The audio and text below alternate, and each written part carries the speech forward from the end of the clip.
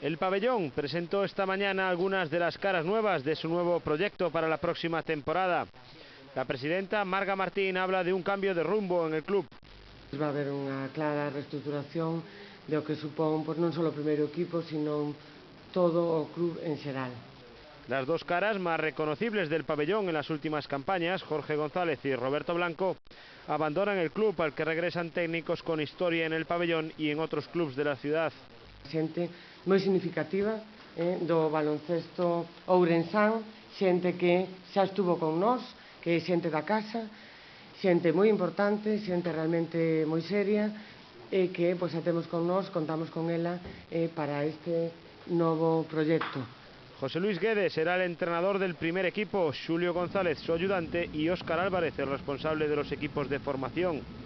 Con ellos también llegan Santi Vivas, Patricia o Marta Varela, que durante muchos años fue el emblema de un pabellón con el que ahora vuelve a involucrarse. Agradecer ao clube tamén a confianza depositada non só en min, porque eu simplemente son unha cara visible de un equipo moi competente, experimentado, moi serio, bueno, eu son simplemente unha peza máis dese puzzle. El técnico tiene claro por dónde pasa el futuro del club. É certo que o equipo senior é un referente, ten que ser un referente, pero o noso proxecto é un proxecto global, é un proxecto no que a base vai a ser tamén protagonista. El pabellón negocia las renovaciones de Nerea Moreno, Laura Gil, Gieva Culite y Jennifer Harris.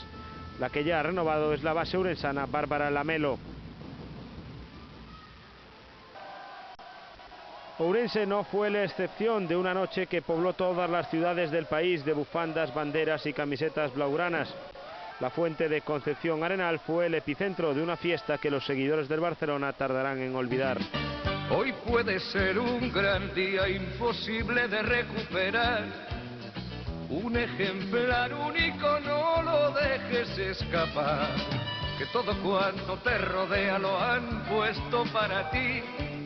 No lo mires desde la ventana y siéntate al festín.